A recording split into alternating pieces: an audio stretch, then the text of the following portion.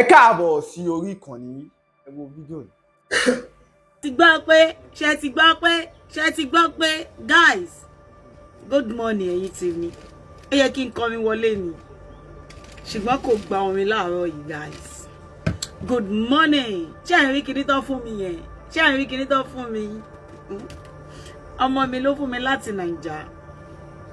Guys, ṣé ti gbọ́ pé kí ni pé kúlíkúlí ti dé. Kúlíkúlí ti dé. Ṣé ti gbọ́ pé kúlíkúlí ti dé guys. Ẹ má yẹ kán kó kúlíkúlí tán o. Kẹ́ tó ra kúlíkúlí titi yín guys. Ṣé ti gbọ́ pé kúlíkúlí ti dé guys. Guys, good morning guys. Ṣé dáadáa ni gbogbo yín wà? Ṣé ti gbọ́? Guys,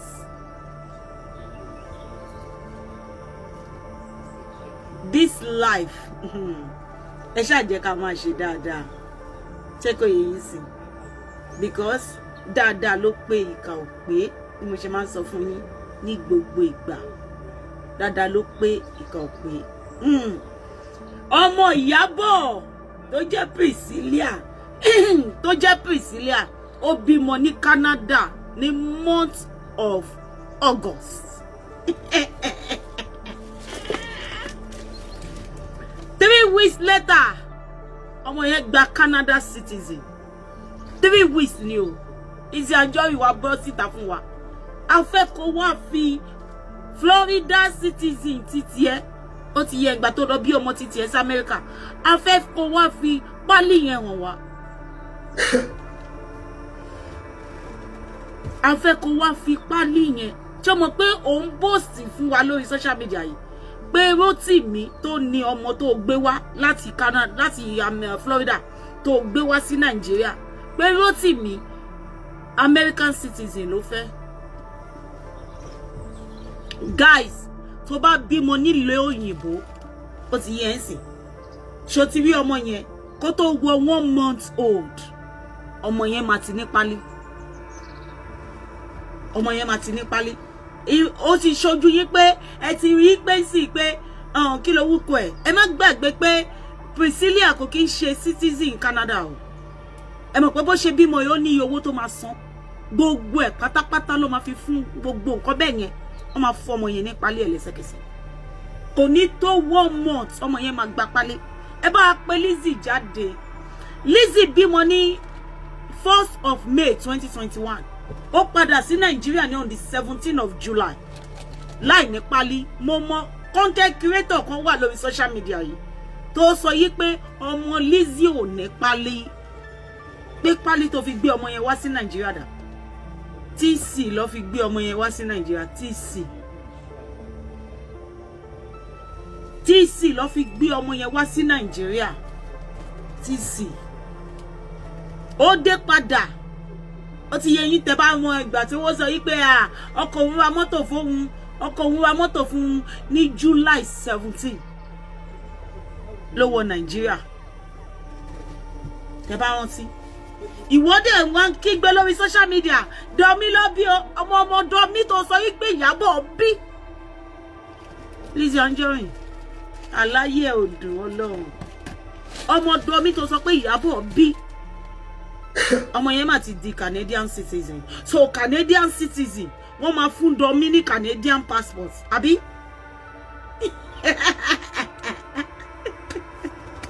So Canadian citizen wọ́n máa wo Priscilla báyìí. Wọ́n dẹ̀ máa lọ sínú labour ward pẹ̀lú Domi. So ọmọ Domi ni Iyabo máa wà ní Canada látọdún yìí. A wà ń bẹ́ẹ̀ tí ọmọ Iyabo ò bá bímọ Iyabo ò ní jókòó sójú kan náà. Ẹ ti mọ feelings yẹn ni. Ẹ má sì mọ̀ pé ọmọ yìí ò bímọ. Iyabo ò ní jókòó tì. Ṣé Iyabo ò ní nǹkan ṣe lẹ́kọ̀ọ́ ni? Kò ní àwọn nǹkan tó ń ṣe ni. A wá lọ jókòó sójú kan pé torí pé ọmọ kí ló dé tí Iyabo ṣe fẹ́ parọ́ pé òun ò bímọ. nítorí kí ló ṣe fẹ́ parọ́ kí ló dé tí Iyabo ṣe máa parọ́ pé ọmọ tóun bí ò bímọ kí ló dé tó ṣe fẹ́ parọ́ kí ló dé tó ṣe máa parọ́ fún gbogbo ará ìlú pé ọmọ òun bímọ pátápátá ẹ máa sọ yí pé ọmọ tó ṣe wedding ní May báwo ló ṣe fẹ́ bímọ ní August pátápátá ẹ máa sọ bẹ́ẹ̀ pátápátá ẹ máa sọ yí pé ọmọ yẹn ti lóyún kó tó ṣe wedding bọ̀ pé ọmọ yẹn ò bímọ ẹ gbàgbé òṣì ayé kẹ́mkẹ́m ti bàjẹ́ ayé yẹn ti ń jégéjégé ayé yẹn ó ti bàjẹ́ kò make sense ti èyí sí ayé ti bàjẹ́ pátápátá ó ti ń jégéjégé congratulations to Queen Mother Iyabo Ojo Ọlọ́run bá ń gbọ́ ó kàn wọlé fún ni last month congratulations this month congratulations àwọn ọ̀tá ẹ̀ dẹ̀ ń sunkún lójoojúmọ́ òun wọn dẹ̀ ń gba congratulations ẹ má bà tèèyàn jẹ́ ẹ má bà tèèyàn jẹ́ telling you ẹ má bà tèèyàn jẹ́ ẹ má bà tèèyàn jẹ́ ẹ má lé ẹni tí ò lé yín ẹ̀yin lẹ ń sáré gọ́tà tẹ́ ń kọlu kẹ̀kẹ́ ẹni tí ò lé yín ẹ má lé ẹ wo gbèsè ayé Lizzy toru ló fi wá ń ṣe show because kò tó ẹni tó ń rìn láàárọ̀ kò tó ẹni tó ń rìn lọ́sàn kò sẹ́ni tó ẹni tó lè sọ location ẹ̀ kò tó ẹni tó ń ṣe bẹ́ẹ̀ ṣé Iyabo tó yẹ pé kò ní nǹkan kan Iyabo tó yẹ pé bó ṣe wà yẹn kò sí nǹkan kan tó máa fi parọ́ nẹjọ ẹ̀yin èèyàn tẹ́ mọ̀ Iyabo Ojo ẹ lọ wá gbogbo history ẹ̀ jáde fún wa pé nǹkan tí Iyabo Ojo bá sọ lórí social media yìí èwo lẹ bá níbẹ̀ ní irọ́ pé gbogbo nǹkan tí Iyabo ti gbé sí orí péèjì ẹ̀ èwo ló fún wa ní pé irọ́ leléyìí o irọ́ leléyìí o irọ́ leléyìí o irọ́ leléyìí ẹ fún wa náà ẹ fún wa evidence ẹ lọ bá wa dig ẹ ṣáà mọ̀ bẹ́ẹ̀ ṣe máa ń dig ṣebí content creator ní ẹ dẹ̀ need more views ẹ lọ bá wa díìgì ẹ jáde because mo jókòó mo rò mo ní ṣó possible kí Iyabo Ojo máa fún Domi lóúnjẹ ni because ó bá ń ṣe fídíò ó lè lo lightning gbogbo ọmọ téèyàn ìgbà tí mo bí Anna ẹ máa sọ yí pé òyìnbó ló fún mi lóyún ni tí bá ń ti ọmọ mi nínú bọgí àwọn òyìnbó wá ń wò mí ni bíi pé òyìnbó ló fún mi lóyún bí Anna ṣe pupa tó ó pupa ju èmi gan tí mo jẹ́ ìyá ẹ̀ lọ the more tọmọ yẹn ṣe ń dàgbà ní kọ́lù ẹ̀ máa change ní kọ́lù ẹ̀ máa change ṣé ó possible kéèyàn sáré bímọ kọ́mọ yẹn dẹ̀ dúdú wálé nǹkan náà gbàgà kò possible náà kò possible ó sì máa mọ́ wá because inú ló ti wà láti ọjọ́ yìí ara ẹ̀ ò sí òun bẹ́ẹ̀ kò sí òun lára ẹ̀ ara ẹ̀ ò rọrùn so tọ́mọ yẹn bá jáde gbogbo ọmọ tó máa jáde nídìí èèyàn kò ń ṣe pé kò máa dúdú wá họ̀hìnhọ̀hì nítorí ló ṣe máa ń sọ pé inú kòkò dúdú lẹ́ẹ̀kan funfun ti ń jáde kò possible èèyàn tó bá bímọ tó bá kọ́kọ́ bímọ bí ọmọ yẹn ṣe máa kọ́kọ́ rí lọ́mọ yẹn ṣe rí yẹn gbọ́n torí pé olórí burúkú yín ní olòṣì ní ìwọ olórí burúkú àwọn tó ń sọ̀pọ́tì àwọn tó fún irú Kẹ́mi yẹn ń sì táyé ẹ̀ ti ṣá málámálá ayé yẹn ti ṣá málámálá torí pé ayé ò bá ṣá málámálá ni ó sọ pé látijọ́ tó ti gún ẹ lọ sẹ́wọ̀n láyé ẹ̀ ti bà ayé ẹ̀ ti bàjẹ́ láti kékeré odindi dókítọ̀ kò èyí kọ́ ni ṣóò ti tiẹ̀ Kẹ́mi ìjọ́ tí bá máa wá fún ẹ mo máa ṣe 1 hour fún ìyá ẹ̀ ni odindi dókítọ̀ kò sẹ́ni kankan tó fún lábẹ́rẹ́ rí ìyá àti bàbá ẹ̀ wọ́n fi owó ribiribi wọ́n fi jẹ́ kó lọ ṣe dókítọ̀ nílùú òyìnbó dókítọ̀ ó dẹ̀ fi ṣoríire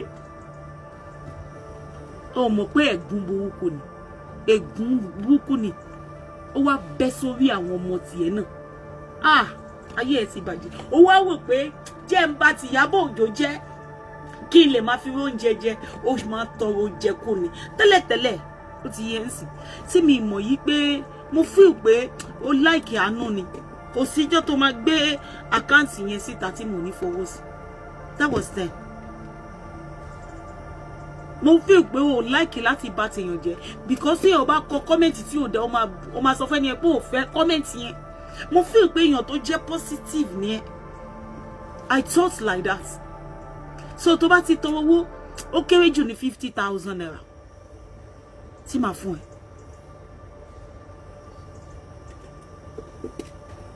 Mo feel bad not knowing pé o máa ń jẹ́ ẹnìkan tó jẹ́ yí pé o bá ìyá jà títí o ré sí orí Priscilla o tún ti ré sórí grandson.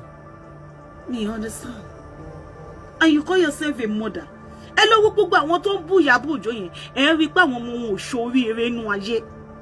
Ẹ lọ wo Genesis gbogbo àwọn tó ń bú Priscilla kò sí kankan nínú àwọn ọmọ wọn tó ṣoríire.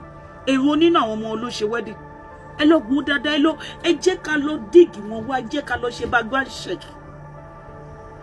Any speaker torí tó bọ́ síta ẹ lọ wo ìgbésí ayé àwọn ọmọ ẹ̀. Ṣé àwọn ọmọ ẹ̀ ṣoríire ní ayé, ṣé ó rí oúnjẹ ọmọ jẹ? Tí Iyabo Ojo ṣe rí oúnjẹ ọmọ jẹ. Iyabo Ojo ṣe birthday last year amòye tí Priscilla fún. Iyabo Ojo ṣe kíní fídíò tó gbé lọ sí sinimá amòye tí Priscilla contribute fún inú ayé ẹ̀. Amòye tó fún ìyá ẹ̀ nígbà tí ìyá ẹ̀ fẹ́ gbé fídíò lọ sí sinimá, amòye tó fún ìyá ẹ̀. So wọ́n mọ bínú wo ọmọ bẹ́ẹ̀ yẹn. Ọmọ tí ìyá ẹ̀ ọmọ ọdún mélòó ni Iyabo Ojo tó ti ń jẹ wọn mọ́? Ọmọ ọdún mélòó ni? So àwọn tó wà ní èjì Iyabo Ojo tó jẹ wọn mọ́ wọ́n máa bínú ẹ̀. Wọ́n máa bínú ẹ̀ ni. Wọ́n sọ pé kí ni Iyabo Ojo fi ṣorí táwọn ò fi ṣorí. Ṣé àwọn ti gbàgbé ìgbà tí Iyabo Ojo ń hun pọ́npọ́n? Tí Iyabo Ojo ń hun pọ́npọ́n ṣùgbọ́n ẹ̀yin ò lè hu pọ́npọ́n. Iyabo Ojo kiri pure water, ẹ̀yin ò lè kiri pure water kí àwọn ọmọ ẹ̀ lè jẹ́ níyàn. Mo rí picture yẹn tí àwọn ọmọ ẹ̀ wọ́n wà successful success, wọ́n lọ sí university, wọ́n ṣe graduation. Ìyẹn ni Lizzy tí Iyabo Ojo rà. Òun ni estate tí Iyabo Ojo kọ́. Àwọn ọmọ méjèèjì ẹ̀ wọ́n lọ sí uni wọ́n parí. That is the estate tí Iyabo Ojo kọ́. Òun ni Lizzy ńláńlá tí Iyabo Ojo rà. Ẹ bá wa bèèrè lọ́wọ́ Lizzy ẹ jẹ́ kó gbé fọ́tò kí ló wúkọ ẹ̀ Rotimi. Ẹ jẹ́ kó gbé fọ́tò Rotimi síta níbi tó ti ṣe graduation. Iyabo Ojo single mother. Àwọn méjèèjì God ẹ mọ bó ṣe mọ Ọlọ́run má jẹ́ kó hard fún àwa single mother, kò ní hard fún wa kò dẹ̀ ní le fún wa lórúkọ Jésù. Ẹ mọ bó ṣe máa ń dá fún àwọn single mother torí mi fẹ́ lo ìdàkejì yẹn because mo wà láàrin yín. Ẹ mọ bó ṣe máa ń dá fún àwọn single mother. Èèyàn tó wá bí ọmọ méjì ó wá make sure pé àwọn méjèèjì àwọn single mother míì wọ́n máa sọ pé ìwọ ti wájú ó dẹ̀ jẹ́ káwọn kéékèèké ẹ jẹ́ kọ́kọ́ lọ sí school náà tó bá yá ìwọ náà máa lọ. Ṣùgbọ́n Iyabo Ojo kò sọ bẹ́ẹ̀. Àwọn méjèèjì ló so Lizzy Iyabo Ojo nìyẹn. Gbogbo ìgbà tẹ́ bá ti bẹ̀ lọ́wọ́ Iyabo Ojo kí ló dé tí kò wọ Lizzy gidi? Ẹ bá wa máa kó àwọn fọ́tò ibi táwọn ọmọ ẹ̀ ti ṣe graduation jáde. Ibi tó kówó Lizzy ẹ̀ sí nìyẹn. Ibi tó kówó Lizzy Iyabo Ojo nìyẹn. Àti estate tó kọ́. Tẹ́ bá ní Iyabo Ojo ní estate lẹ́nu. Iyabo Ojo ní estate torí pé àwọn ọmọ ẹ̀ oúnjẹ tó máa jẹ títí dalẹ́ tí ebi ò ní fi pa Iyabo Ojo. Iyabo Ojo ti fi kọ́ estate rẹpẹtẹ sínú ìgbésí ayé àwọn ọmọ. Torí ẹ̀yin olórí burúkú òbí kan wà tó jẹ́ yí pé ilé ayé yín lẹ máa ń dù. Òbí tó bá ti bí ọmọ tó wá jẹ́ yí pé ilé ayé títí ẹ ló ń dù ò fa àwọn ọmọ ẹ tó ṣe ń dù. Ó mọ̀ pé bí Iyabo Ojo ṣe ń wá kó di èèyàn láyé ó ń wá kí ayé àwọn ọmọ òun náà dá. Tó bá ti rí owó yìí ó ń dá sáwọn ọmọ ẹ lórí. Ó ń fa àwọn ọmọ ẹ ló ń jẹ́ bẹ́ẹ̀. Tó bá gbẹ́sẹ̀ kan ọmọ ẹ máa gbẹ́sẹ̀ kan. Tó bá gbẹ́sẹ̀ kan ọmọ ẹ máa join ní ẹ. Ó máa make sure pé ọmọ òun ò wà ní jìnnàjìnnà.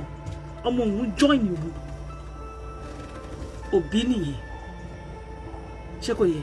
Kò ń ṣe òbí tó ní 10,000 naira tó lọ fi 8,000 láti lọ fi ra aṣọ pátí tó máa wọ̀ níjọ́ Sátidé lẹ́nìí báyìí.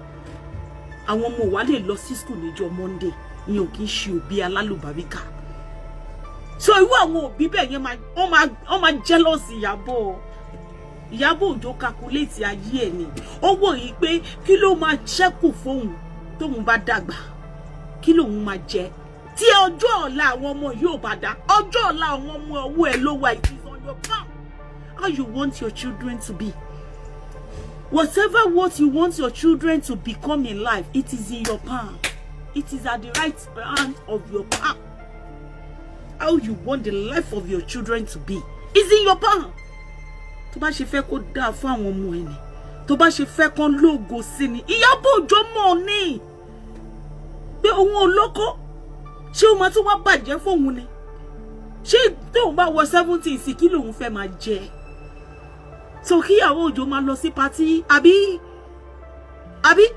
káwọn ọmọ ẹ má taraka àbí ṣé kò yẹ ń sí ìwọ ló bí òbí mi wà ó ní rí mi kí n lo wíìgì báyìí ó ti yẹ kó wá rí wọn lórí burúkú lórí ọmọ mi. Ọlọ́run ò ní jẹ́ ó ní rí mi kí n fáyìn tí n wọṣọ báyìí kọ́mọ tèmi dọ̀tí. Ọlọ́run ò ní jẹ́. Èmi ò ní wọ trainers tuntun kọ́mọ mi lo àlòkù.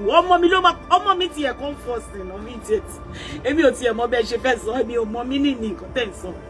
Ọmọ mi comfort tí 25 pound bá wà lọ́wọ́ mi, èmi ni mo ní jẹun. Ọmọ mi á ṣe lẹ́sìn 25 pound yẹn. Mi tí rí Jupiter tó máa sọ fún mi pé no ma á dẹ̀ ṣe ń jọ mi láì ó máa ṣe lẹ́sìn yẹn. Máa kó 25 pound yẹn lẹ̀ kó ṣe lẹ́sìn yẹn because òun comfort. Ẹni tí Iyabo Ojo jẹ́ nìyẹn.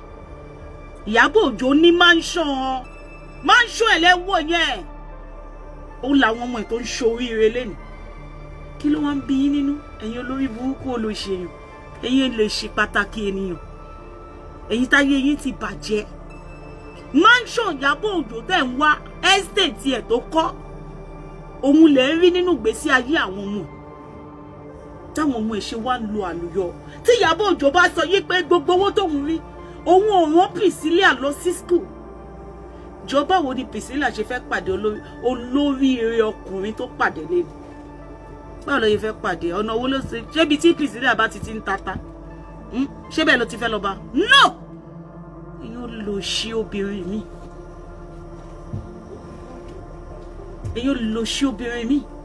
Nítorí pé ayé yín ó ti wà ní júùjú. Ẹ dẹ̀ máa tún jẹ́ kí ayé ọmọ yín náà wà ní júùjú. Ó ní sọ fún ìgbésí ayé ẹ pé no, this level that you are, your children will pass that level. Nǹkan tí Iyabo Ojo ṣe nìyẹn. Level tí Iyabo Ojo wà kọ́ làwọn ọmọ ẹ̀ wà lẹ́nu. Iyabo Ojo may not have husband but àwọn ọmọ ẹ̀ fọ́kọ. Ọmọ Iyabo Ojo fọ́kọ ó ṣe wedding. Kò yẹ ó gbọ́rọ̀ tí Iyabo Ojo sọ níjọ́ wedding ọmọ ẹ̀. Ó ní my wedding did not work but yours will work. Ó jókòó pa sínú ayé ọmọ ẹ̀ kí wedding ẹ̀ wò. Ẹ̀yin olóṣì aláyé bàjẹ́ aláyé rún, ẹ̀yin aṣòṣì mámọ̀, ẹ̀yin olóṣì, ẹ̀yin tó yẹ pé ẹ ṣe doctor olórí burúkú yín. Ìyá àti bàbá wọ́n wọ́n yín lọ sí odindi Canada, America kẹ́ lọ kàwé, kẹ́ lọ ṣe doctor. Igbó lẹ bẹ̀rẹ̀ sí ní mu, tábà lọ fún yín mu àti powder. Ó wá yí orí yín wá yí láti ọdún tẹ́ ti ṣe doctor. Ẹ fi doctor yẹn pìtàn. Ẹ gún èèyàn kankan lábẹ́rẹ́ rí. Ẹ wá dẹni tó ń tọwọ́ bá wà lórí social media. Gbogbo èso tó wá jáde nínú yín náà, they are fatherless. No father. Kò sí bàbá tó bí wọn. Wọn ní bàbá. Àwọn náà mu powder ni. Bí ìyá ṣe mu powder lọ́nà náà mu powder. Àwọn nǹkan tó introduce sínú ìgbésí ayé ọmọ ti ẹni. Iyabo Ojo introduce ẹ̀. Tí Iyabo Ojo bá ṣaṣẹ́wó lójú ọmọ ẹ̀, ó di dandan kí Priscilla ṣe. Ẹ mọ̀ pé àwọn single mother kan wà. Ìṣojú àwọn ọmọ báyìí ló máa ti máa dùn. Nǹkan táwọn ọmọ yẹn máa ṣe nìyẹn tán bá dàgbà. Ṣé ẹ rí pálapàla? Ẹ lọ bá wa tú, ẹ lọ dígí Priscilla history. Kẹ́ bá wa tú jáde níbi tó ti gbé aṣẹ́wó. Ẹ lọ bá wa gbé jáde wá. Ẹ̀yin content creator. Ẹ lọ bá wa tú jáde wá. History Priscilla níbi tó ti ń ṣe aṣẹ́wó. Ibele máa ti mọ̀ yí pé Iyabo kì í ṣe òbí olórí burúkú. Kò ní fi 2 minutes ìgbádùn kó wá fi ba ìgbésí ayé àwọn ọmọ ẹ̀ jẹ́. ẹ̀yin olòṣì máa mọ̀, ẹ̀yin aṣòṣì máa mọ̀, ẹ̀yin ò mọ̀ pé àwọn òbí kan wà tó máa jẹ́ single mother, wọn ọmọ wọn ò ní rí wọn pẹ̀lú ọkùnrin, ọmọ wọn ò ní rí wọn pẹ̀lú ọkùnrin, ọkùnrin ò ní kanlẹ̀kùn nú ilé wọn yàtọ̀ sí bàbá wọn, yàtọ̀ sí bàbá àwọn ọmọ yẹn nìkan ló máa kanlẹ̀kùn nú ilé yẹn láti wá rí ọmọ ẹ̀, tí ọmọ yẹn máa fi dàgbà kò lè ṣaṣẹ́wó nítorí pé kò bá òwò aṣẹ́wó látọwọ́ ìyá ẹ̀. Bí ìyá ẹ̀ ṣe jẹ́ single mother tó, ṣé wọn ní bá ìyá ẹ̀ sùn ni wọ́n máa bá ìyá ẹ̀ sùn, ṣùgbọ́n wọ́n máa dó ìyá ẹ̀ níta lọ́nà tó jìn, wọ́n á lọ bá ìyá ẹ̀ sùn níta. Kí ni máńdà wà fún? Wàá gbé máńdà, wàá kọ́ àwọn ọmọ ẹ̀ fún máńdà, wàá lọ ṣiṣẹ́ ẹ̀ ń bẹ̀. Ṣùgbọ́n Iyabo ò ṣe pé kákùnrin wá dóhun nínú ilé torí pé òun jẹ́ single mother, ó yá máa dóhun, because ó bí obìnrin ó dẹ̀ bí ọkùnrin. Because the more that you are inviting stranger into your home, the more táwọn ọmọ ẹ̀ máa kọ́kọ́ kúkọ̀, the more tó máa introduce nǹkan burúkú fáwọn ọmọ ẹ̀. Ó ti rí bẹ́ẹ̀ yẹn sì, ó ti rí, because ó fẹ́ gbádùn ayé ẹ, ó fẹ́ bà ìgbésí ayé àwọn ọmọ tiẹ̀ jẹ́. Ó ti rí, ẹ má bínú Iyabo, ẹ má bínú ẹ má bínú. Ẹ bá wa pè Lizzy jáde, jọba wa gbé pálí Florida síta níbi tí wọ́n ti fún ní pálí, bá wa gbé pálí yẹn síta, bá wa gbé síta. Ó bí ọmọ yẹn ní 1st of May, bá wa gbé passport yẹn síta tí wọ́n fún l'Amẹ́ríkà. Citizen tó fún ọmọ yẹn ò lè wọ Amẹ́ríkà mọ́ àfi tó bá fẹ́ gba visa. Visa lọmọ yẹn máa lò, Nigerian passport lọmọ yẹn máa lò. Ó ti rí bó ṣe bà ìgbésí ayé ọmọ yẹn jẹ́. Nigerian passport lọmọ yẹn máa lò. Lizzy ìjọba gbé rìsíìtì owó tó san ní hospital tó san yẹn bá wa gbé síta, because Iyabo máa tó gbé tiẹ̀ jáde.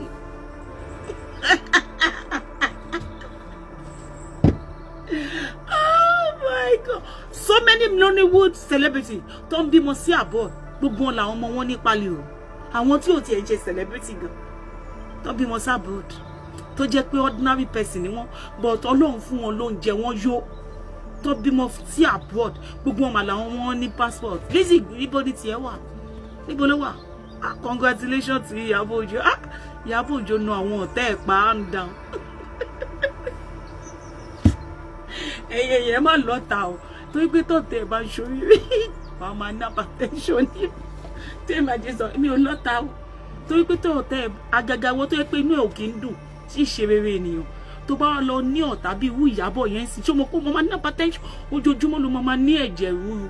Ó bẹ́tà kó má lọ́ta, má lọ́ta. Tí ọkùnrin ẹ bá ti wà so fragile, má lọ́ta. Ó anybody tó bá ti ṣẹ̀ tí àtètè ya dáríjì pé má bínú wo jẹ́ ká ó ti tó, má lọ́ta. Irú bẹ́ẹ̀ ṣe mú Iyabo lọ́ta sí tẹ́ tó gbọ́ another congratulation lánàá, ẹ ní sùn mọ́jú. Thank you so much. I don't deserve it. So ẹ jẹ́ ká padà sórí Lizzy. Lizzy, ṣé o mọ̀ pé ó bímọ ní 1st of May? Ọmọ tó sọ pé ó bí ni o, táà dé mọ̀ pé oyún rọ́bà ni o, torí pé kíní ló bímọ, Rótìmí ló bímọ. Ṣé kò yé ń sìn? A fẹ́ kó fún wa ní passport ọmọ yẹn síta, bá wa gbé passport ẹ̀ jáde. Ó ṣàbí ọmọ Iyabo Ojo, ọmọ tó sọ pé rọ́bà ni, ó ti yé ń sìn, because ó mọ̀ yí pé ìwọ oyún rọ́bà ló ní, ó lóyún. Ṣé o mọ̀ pé tó bá lọ wo fídíò bíi tí wà tí ẹ ti jọ jókòó tó ń tẹ̀ yẹn tó ti yé ń sìn, wàá rí pé rọ́bà níbi bíbá yẹ, wàá rí pé rọ́bà ni. Ṣé ti yé ń sìn? Ṣé ti yé? Wàá rí pé rọ́bà ni gbogbo bíbá yẹ. Jẹ́ wá fẹ́ kó bá wa gbé passport Florida síta, jẹ́ kí gbogbo ayé rí pé ọmọ yẹn ní passport, pé citizen America ni, jẹ́ ká rí. Ibẹ̀ ló máa ti mọ̀ pé failure ni. Ó bímọ ní May 1st, ó kúrò ní America ní on the 16th, ó 8 hours ló fi délé. Ó kúrò níbẹ̀ ní on the 16th of July ló kúrò ní America ní Florida.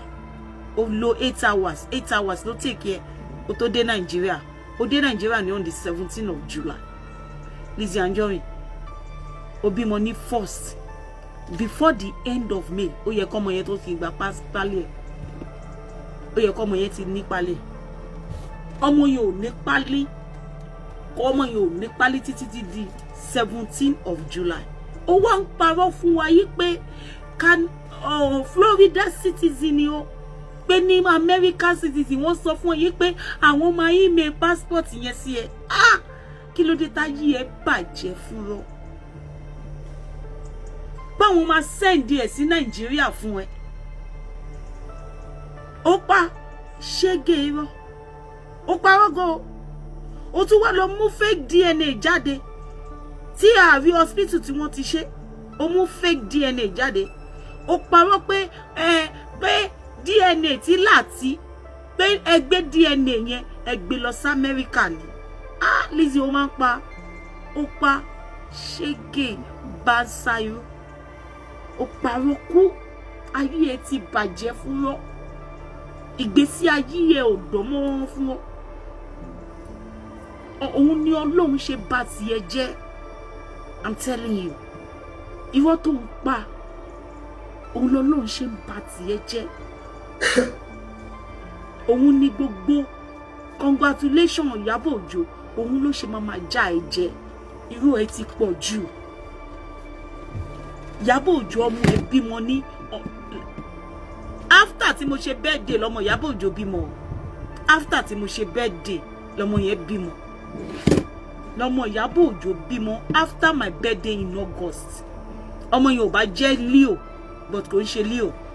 After my birthday in August lọ́mọ yẹn bímọ. Lizzy Anjorin ọmọ yẹn ti gbá pálí lánàá. Àná was 19 kan ni àná yẹn náà. Àná was 19. Ta ló wọ́n sí déètì tí ọmọ Iyabo Ojo bímọ náà? Ta ló wọ́n tí? Ta ló wọ́n tí? 24 of October. On the 24 of August lọ́mọ Iyabo bímọ. 24 of August lọ́mọ yẹn bímọ. On the 24 I think so, yes. Ni o ṣe Leo. 24 of August lọ́mọ yẹn bímọ. Ọmọ yẹn ti gbá pálí náà on the 19. 3 weeks and some days. Ọmọ yẹn gbá pálí. Ọmọ yẹn gbá pálí citizen of Canada. 3 weeks after. Lọ́mọ Iyabo. God will bless you, Jare. Priscilla bímọ on the 24. Yes, 24 of August. Ni Priscilla bímọ. Ọmọ yẹn gbá pálí ẹ̀ on the 19 of September. Lizzy Anjorin, ó máa kéku ni Ọlọ́run. Iyabo Ojo ti borí ẹ̀ náà. Iyabo Ojo ti borí ẹ̀, ó tún tú àṣírí ara ẹ̀ síta lánàá. Ó ní pé ìwọ ló lọ bá Gistlover nínú inbox. Nítorí pé ìgbà tí wọ́n ń búlì ọba Lamidi. Pé ìwọ ló lọ bá Gistlover, ìwọ ló kọ́kọ́ lọ bá Gistlover. Ṣé bí o máa ń sọ fún wa pé Gistlover ló wá bá ẹ, Gistlover ló wá bá ẹ. Á kọ́m tó sọ fún wa lánàá pé ìwọ ló lọ bá Gistlover. Because kò sẹ́ni tó mọ̀ yálà yá ẹ. Because o mọ̀ pé tó bá lọ bá Gistlover pé ìwọ ló kọ́kọ́ lọ inbox Gistlover. Ògbésí ayé ẹ̀. Ìgbà tó fẹ́ máa bá ti àwọn people yẹn kí lórúkọ mọ́mì yìí. Mọ́mì àti dádì tó wà l'Amẹ́ríkà yìí. Tó wà lórí Facebook yìí. Ti gbàgbé orúkọ wọn. Mo mọ̀ wọ́n ṣá àwọn alájì àti alájà. Tó fẹ́ máa bá ti wọn jẹ́ pé kí ọba kan ọba yẹn ò lè dá ẹ sí ọba yẹn láìkí àwọn yẹn kò yẹ ọba Lamidi tó lọ ó ní ipò tó fi wọ́n ṣe personal shopper ni wọ́n ṣe lọ́dọ̀ ọba Lamidi kò yẹ yà ọba yẹn ò lè gbọ́ràn sí wọ lẹ́nu ayé tiẹ̀ ti bàjẹ́ because ọba yẹn mọ̀ yí pé ọba tó wà ní kí ló wúkọ Ọ̀yọ́ lọ́wọ́lọ́wọ́ báyìí ó mọ̀ pé lórí burúkú ẹ̀dá ni òun wá bó ṣe fẹ́ súnmọ́ nìyẹn bó ṣe fẹ́ súnmọ́ ni nìyẹn tó ní òfun ẹ láyé because o máa fẹ́ súnmọ́ gbogbo àwọn ọba kó lè máa gbalẹ̀ lọ́wọ́ wọn kó máa parọ́ kó fẹ́ bá wọn talẹ̀ ìdí nìyẹn Ọọ̀ni ti mọ gbogbo style ayé ẹ Ọọ̀ni ò gbé súnmọ́ ẹ kò sí nǹkan tó ṣe tó kò sí bó ṣe ṣépè fún ẹ sábọ́ọ̀dù tó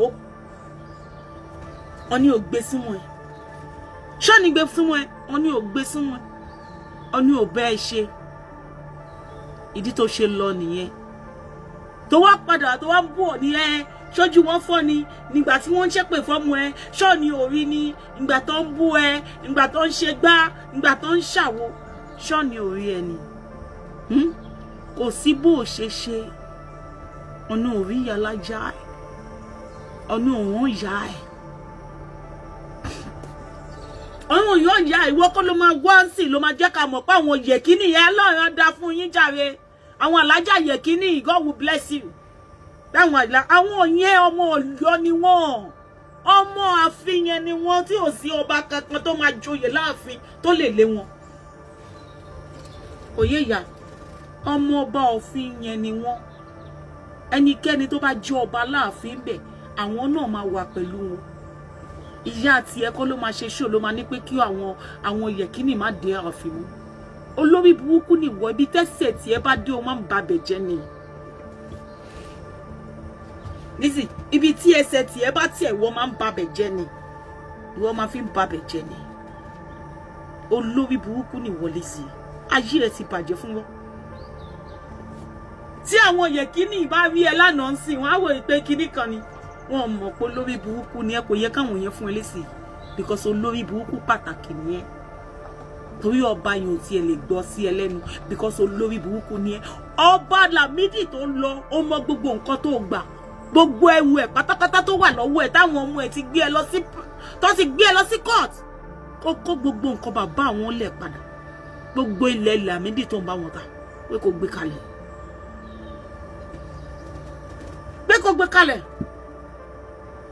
ọmọ nǹkan tó ṣe gbogbo nǹkan tí bàbá yẹn ní pátápátá tó wà lọ́wọ́ ẹ pé kó bá wọn gbé sílẹ̀ ó lè ní ẹ̀nà ó lè lé ẹni sí ẹni kọ́ ló ti ń jalè you are professional arm robber pé kò yẹ ó fẹ́ fi social media máa ṣe show láti máa fi scare àwọn èèyàn kò yẹ ọmọ voice note yẹ tí wọ́n play ó fẹ́ fi social media máa fi scare àwọn èèyàn ni so that tó bá ti jà wọ́n lólè wọn ò ní lè gbójú gbáyà ẹni tó ń bẹ ṣe business ni àwọn tó bẹ darapọ̀ ni Lizzy lè fẹ́ lọ bá ṣe business ẹ̀ mọ̀ pé ó lè ní nǹkan tó bá ṣe ẹ̀ ní lè bọ́ síta láti lọ sọ̀rọ̀ ẹ̀ ní lè bọ́ síta láti lọ because ẹ̀ fẹ́ kó wá gbé èpè wá ṣẹ́ fún àwọn ọmọ yín ẹ̀ ní lè bọ́ síta láti lè sọ̀rọ̀ torí ẹ̀ ní fẹ́ kó gbé pè ṣẹ́ fún àwọn ọmọ yín àbí ẹ gbọ́ tó sọ yí pé ẹ mọ̀ pé nígbà kan Lizzy sọ pé ìgbà tí láti fẹ́ òun lòun bẹ̀ sí ṣoríire ẹ gbọ́ tó tún wá sọ ó ní pé ìgbà tóun fẹ́ láti láyé láti dá torí gbogbo alámọ̀ pé nobody ní láti kí bó sọ pé láti ló sọ ẹ́ dolówó ó ṣe wá jẹ́ nísì ló jẹ́ kọ́ mọ̀ yí pé nígbà tó fẹ́ láti ní ayé láti dá nígbà tí láti ò mọ̀ ẹ́ kò jẹ́ni tó mọ̀ láti was nobody kí ló dé tó ń sọ yẹn fún wa wàhálà tí ń ṣẹlẹ̀ ni ó ti fún ẹlẹ́ṣẹ̀ lójú ni ó ti bà tiẹ̀ jẹ́ ó ti jẹ́ kí tiẹ̀ ṣá málámálá tiẹ̀ ti ṣá málámálá àbí no easy wọ́n táyé ẹ ti bàjẹ́ táyé ẹ ti pọ̀kú ní mọ̀ṣọ́ tá làwọn tó ń gbọ́wọ̀n sí ẹlẹ́nu who are the people that was listening to you wo lóṣì ìjọ́ wo ni ọmọ Ìyábọ̀ bímọ ìjọ́ wo lọmọ yẹn ti sáré gba pálí bí wọ́n ṣe máa ń ṣe nílùú òyìnbó nìyẹn pálí yẹn ò ní wọ 1 month process ẹsẹ̀kẹsẹ̀ tọmọ yẹn ti bímọ ló máa ti process yẹ ló máa ti búùkù ibi tó máa ti fẹ́ lọ gba tó bá ṣe bímọ ní hospital báyìí wàá búùkù ibi tó máa ti lọ gba orúkọ ọmọ ẹ registry wàá búùkù registry ó ti yẹ ń sìn wọ́n á fún ẹ ní date kó máa gba birth certificate ọmọ ẹ wọ́n á fún ẹ ní date ṣé kò yẹ ń sìn wàá dẹ̀ ti búùkù fún pálí ọmọ ẹ if you are citizen of that country tó bá jẹ́ citizen United Kingdom tó bá bí ọmọ wàá ti máa búùkù fún pálí ọmọ ẹ wàá ti gbé ọmọ ẹ lọ ya fọ́tò láti lè gba pálí ó ti yẹ ń sìn torí pé bàbá ẹ̀ tó jẹ́ citizen àbí ìyá ẹ̀ tó jẹ́ citizen ó níbi tó máa sign sí ṣé kò yẹ yín sìn ó ní ibi tó máa sign sí o gbọ́dọ̀ sign pé yes you are a citizen of United Kingdom wọ́n máa sign ẹ̀ kó tó lè fún ọmọ ẹ̀ ní pálí olóṣì aláyé bàjẹ́ aláyé run àìṣe ọmọ yẹn ó máa lo pálí Nàìjà kú ni ọmọ yẹn kó gbé sá lọ sí Nigeria. He was not a citizen and nobody. O tẹrú tó ń padà sí America mọ́ títí láéláé. O lè dé bẹ́ẹ̀ mọ́. Inú tó ń bí ẹni yẹn. Gbogbo èpè tó ṣẹ́ títí Rahim Ayọ̀mídé ó bọ́ síta nínú oyún. Wọ́n kí wa congratulation. Agbóhùn ìyá agbóhùn ọmọ. Orí òfò ẹnikẹ́ni nínú wọn. Ẹ̀jẹ̀ ó pọ̀ jù. Ó ti yé ìyá ẹ̀. Ọmọ yẹn stand well Priscilla ṣe rí láyé. Omi wà láyé ẹ̀. Ẹ̀jẹ̀ wà láyé ẹ̀ ni. A gbọ́ pé omi ò tó, a gbọ́ pé ẹ̀jẹ̀ ò tó. Ìyẹn máa bí ẹ nínú náà. Ayé wa po fúlùmù ṣe wá ń sunkún lórí social media. Ojoojúmọ́ ló fi ń ké. Àdẹ̀rẹ̀ evidence kankan. Ó máa tún castigate ayé ara ẹ̀ ni. Lórí burúkú tó sanwó school àwọn èèyàn tó dẹ̀ ní evidence. Pé òun sanwó school àfi irọ́. Ọmọ olè tó jalè. Èní kọ́ ló ti jẹ́ ká mọ̀ kó lè ní ẹ́. Ọmọ olè tó jalè. Tó máa wá sórí social media. Nínú òun àti Iyabo Ojo ta ló jalè. Ìwọ gbogbo èèyàn ló mọ̀ kó lè ní ẹ́. Àti ìgbọ́bi tí Iyabo Ojo ti jalè. Pẹ̀lú gbogbo èpè ẹwọ ló ń jà. Wọ́n láyé ẹ̀ bàjẹ́, wọ́n ní ìgbésí ayé ẹ̀ ṣá málámálá. Torí pé o kún fún irọ́. Irọ́ ẹ̀ ti pọ̀ jù torí ẹ̀ láyé ẹ̀ ṣe ń rùn. Ìgbésí ayé ẹ̀ ò make sense. Ayé ẹ̀ ti bàjẹ́ Lizzy. Ó ti yẹ. Iyabo Ojo kọ́ ló balẹ̀ ayé ẹ̀ jẹ́. Tí Iyabo Ojo bá wà lára àwọn tó balẹ̀ ayé ẹ̀ jẹ́, kò yẹ kó máa kí Iyabo Ojo ní congratulation. Téèyàn bá tọwọ́ bọ bí ire ò kí ń dé bẹ́ẹ̀ nìyẹn. Ẹni tó bá ti ń tọwọ́ bọ ibi, ire ò kí ń dé bá. Ó ti yẹ, ire tó dé bá Iyabo Ojo sì kò bá màmá dé bá tó bá jẹ́ pé ó wà lára àwọn tó fẹ́ kí ayé ẹ̀ bàjẹ́. Ó ti yẹ ń sìn. But nítorí pé ìwọ ti tọwọ́ bọ ṣọ́ọ̀lì, ẹ̀jẹ̀ ti wà lọ́wọ́ ẹ̀ Lizzy àwọn ọmọ ọlọ́mọ tó ti pàdánù. Àìmọye àwọn ènìyàn tó ti rán lọ sọ́run lórí oògùn ṣíṣe. Àìmọye àwọn ọkùnrin tó ti gbá ìsìnkí wọn tó jẹ́ kí wọ́n rí àògo wọn lò. Àìmọye àwọn ọmọkùnrin tó ti gbá ìsìnkí wọn tó jẹ́ kó rí ògo wọn lò táyé wọn dẹ̀ bàjẹ́ tìrantìran. Ìwọ kan ló lọ sí gbẹ́rẹ́ sóbò. Ó wá ní Iyabo Ojo ló parọ́ mọ́ ẹ pé ó sí gbẹ́rẹ́ sóbò. Ṣé Iyabo Ojo ló jẹ́ kó mọ Papa J? Ṣé Iyabo Ojo ló jẹ́ ó mọ Papa J? Ìgbà tó sí gbẹ́rẹ́ sóbò. Ṣé Iyabo Ojo ló jẹ́ kó mọ Papa J? Tó fi lọ sí gbẹ́rẹ́ sóbò. Ìwà aláyé bàjẹ́ aláyé run. Bó o ṣe fẹ́ kórí fún Iyabo Ojo bẹ́ẹ̀ kọ́ ló lóun ṣe design ẹ̀. Iyabo Ojo have paid her deals. Ó ti yé ya. Ó mọ̀ pa bí ọmọ tó bá pays as due. Tẹ́ kò síbẹ̀ ṣe lè sáré títí ẹ máa wo kẹ̀kẹ́ lẹ máa kọ́lé máa ní accident níbi tẹ̀tí sáré burúkú yìí. Accident máa ṣẹlẹ̀ nínú ìgbésí ayé yín ni. Ẹ máa gbọ́ ìgbé ẹkún nínú ayé yín ni. Ẹkún ló máa ṣẹlẹ̀ fún yín. Iyabo Ojo have paid her deals. Àwọn ọmọ yẹn gan mọ̀ pé Iyabo Ojo you have done enough. You have done enough in our life. You will forever be grateful. Kò yé ya ẹ. Because téèyàn bá níwù ìyá Iyabo, téèyàn bá ní ìyá tó jẹ́ wù ìyá Iyabo Ojo, tó jẹ́ Iyabo Ojo is your own mother. Believe me, education is nothing. Ó máa kàwé débi tó fẹ́ kàwé dé. Abiyamọ nìyẹn, àwọn single mother nìyẹn, single mother tó yẹ pé gbogbo ọmọ tó bí pátápátá, gbogbo wọn pátápátá ló lọ sí university. Ẹ gbé fún àwọn yẹn ló máa ń ṣoríire, àwọn yẹn láyé wọn máa ń dà. Ó ní ẹnìkan nínú UK yìí ọmọ mẹ́rin ló bí, gbogbo àwọn àwọn mẹ́tẹ̀ẹ̀ta yìí kan sì kéré, ọmọkùnrin lásán yẹn ó kéré, àwọn mẹ́tẹ̀ẹ̀ta ló ti lọ sí uni, gbogbo àwọn mẹ́tẹ̀ẹ̀ta ló graduate. Wo tó bá ń travel báyìí ó máa ń travel ṣeré ni, wọ́n máa ń gbé travel ṣeré ni pé okay lọ holiday mi bá go to holiday yẹn ó ń flenjo ni because she paid as due. Nǹkan tó máa ń ṣẹlẹ̀ tí single mother tí ọkọ dá ọmọ lẹ̀ fún ẹ tó dẹ̀ pick brain ní ẹlẹ́sẹ̀kẹsẹ̀, kò ṣe single mother tó yẹ pé ọkọ dá ọmọ lẹ̀ ayé ẹ̀ dẹ̀ bàjẹ́ lẹ́sẹ̀kẹsẹ̀, kò ń ṣàwọn yẹn ní single mother. Single mother tí ọkọ dá ọmọ lẹ̀ fún ẹ tó lọ fẹ́ obìnrin mi, wọn ní kó máa lọ because ó ti bí ọkùnrin ó ti bí obìnrin, kí ló ń bá ká? Kó tiẹ̀ má bọ́kùnrin gan tó jẹ́ pé obìnrin nìkan làwọn ọmọ ẹ, kí ló ń bá ká? Ọmọ ìsọmú gbọ́n pépà ẹ báyìí ni kò gbọ́n gbogbo pàǹtí ẹ kó mọ bó àwọn ọmọ yẹn ṣe máa jó lóríire because ìwọ ló máa yìn lọ́la ta ló yìn lẹ́nìí Iyabo Òjó ni ìgbà tí bàbá tó bí àwọn Priscilla Adé kò lánú kò má lánú pé yé inú ẹ̀ ń dùn ni tó bá jẹ́ yí pé Priscilla ń fagbó tọ́lọ́wọ̀n tẹ̀ ní jẹ́ kó jẹ́bẹ̀ ta ni pé ìkejì ń ṣe yàmàyàmà ṣé bàbá wọn máa wá láti Amẹ́ríkà kò ní wá yọjú pé I am their father nítorí pé ó wí pé ògo àwọn ọmọdé buyọ